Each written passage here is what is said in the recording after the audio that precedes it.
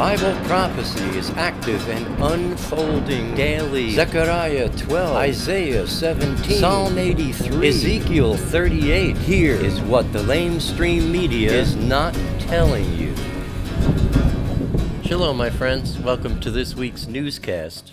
From Reuters, Russia blocked a Western-led effort at the UN Security Council last Wednesday to condemn last week's deadly gas attack in Syria as Moscow used its veto power for the 8th time to shield Assad's government.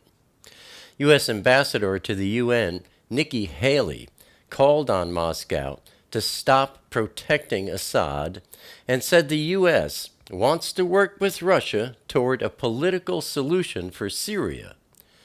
It's interesting to note that China abstained in the vote, especially after this report from Rebecca Savransky and The Hill.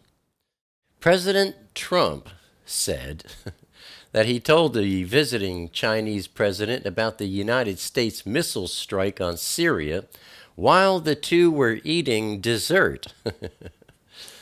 In an interview on Fox Business, Trump said, quote, "I said, Mr. President, let me explain something to you." This is during dessert. "We've just fired 59 missiles heading towards Syria, and I want you to know that." And he said to me, "Anybody that was so brutal and uses gases to do that to young children and babies, it's okay." He was okay with it. Close quote. Now, my friends, Stephen DeNoon caught my attention once again this week. He put a new video up on his DeNoon Institute channel on YouTube this past weekend, titled Light and Darkness. And I strongly encourage you to watch it. I'll have a link for you beneath today's newscast to click on. You can go and check Stephen's video out. But DeNoon's Light and Darkness reveals something about the magnificent structure and design of Yahweh's Word, the Bible, that excites me no end, my friends. If you're familiar with my Thursday word study videos, then you'll really want to get a good understanding of what Stephen points out in this video. He shows exactly why I'm so adamant about us understanding the Eastern mindset of Yeshua, and why understanding the Father's original language, which has been hidden behind the English we all know so well, is so important. So many scriptures speaking of light and of darkness, or of day and of night, are telling us about the good seed and or the bad seed, that is, the B'nai HaElohim, that is, the children of Elohim, also known as the children of the day or the children of the light, and the B'nai HaShatan, that is, the children of Satan, also known as the children of the night or the children of the darkness. Now, also, this coming Thursday's word study has an interesting aspect to it on my Vimeo channel as well as on my YouTube channel. And that is our study of the book of Genesis. A total of 20 videos will be completed on my Vimeo channel this Thursday, while the very first installment of that study begins on my YouTube channel this coming Thursday.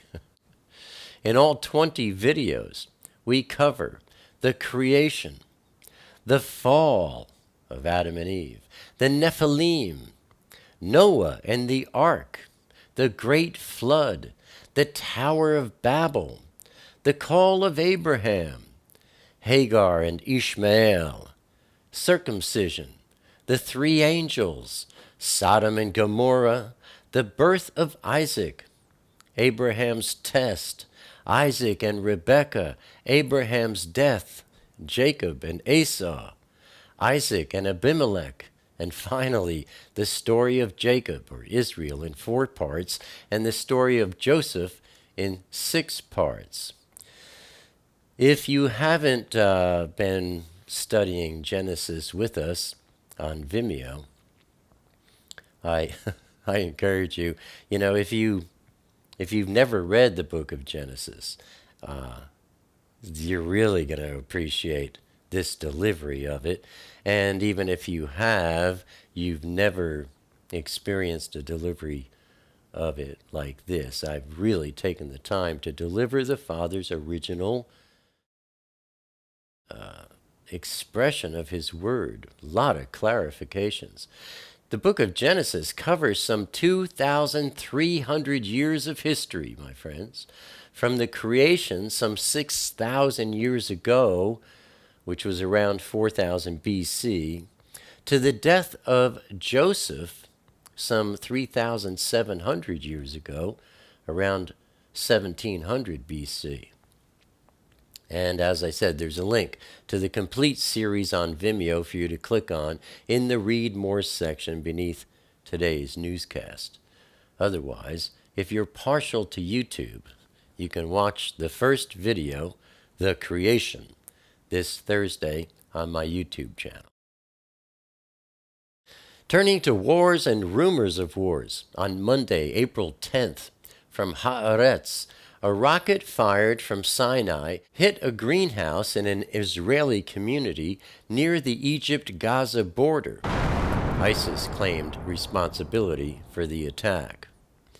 Then on Wednesday, April 12th, from Iraqi news, 15 ISIS militants were killed in an airstrike in the Al-Hadar region in Nineveh, western Mosul. The Defense Ministry's War Media Cell said that the raid left 15 ISIS militants, including 3 leaders, killed, including security and administrative officials of the so-called Wilayat al-Jazeera. Others were injured as they were intending to launch attacks at several areas. The Army's Elite Counterterrorism Service, CTS, declared storming 2 districts of Al-Abar and Al-Tanak in western Mosul. 17 ISIS members were killed, while 6 female members of different Arab nationalities were wounded. Then on Saturday, April 15th, from The Guardian, a suicide car bomb attack on buses carrying Syrians taken from 2 besieged government-held towns killed at least 100 people. The Syrian Observatory for Human Rights said that the blast targeted buses carrying residents moved from the northern towns of Fua'a and Kafreya under a deal reached between the government and rebels. Bodies were still being recovered at a transit point in Rashidin, west of Aleppo, according to the observatory. More people are feared dead. Turning to our Intifada update, on Friday, April 14th, from Ynet News, a 23-year-old female British student was stabbed to death in a terror attack at IDF Square on Jaffa Road on Jerusalem's light rail last Friday afternoon. The terrorist was arrested. On Saturday, April 15th, from Ynet News, on the eve of Passover, Israeli security forces arrested a 20-year-old Palestinian man who was armed with a knife and a stun grenade. He arrived at the Kalandia crossing north of Jerusalem in an attempt to enter Israel and carry out a stabbing attack. His interrogation revealed that he planned to carry out the attack with another person, who eventually did not come with him, and that person turned himself in to security forces last Thursday.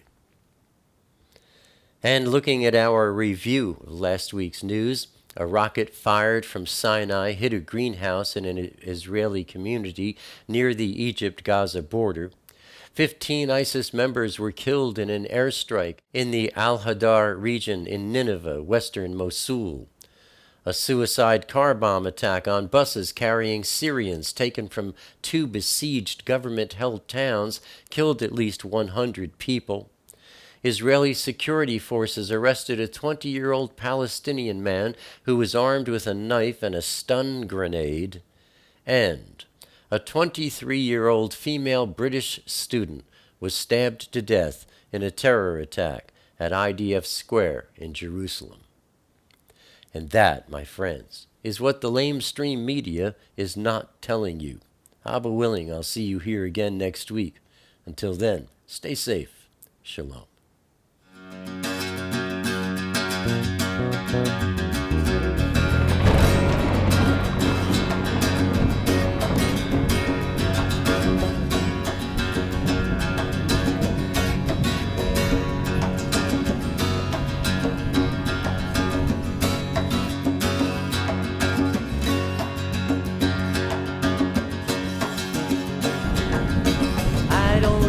Crowded rooms, I need more space than I consume. Enough is time alone with you, underneath a naked moon, sharing confidential moods and making chatter. Mockingbird nocturnal sings notations of eternal things, entering the quantum breeze, flying not for want of wings. He lights his gaze on you and me, simply because we matter.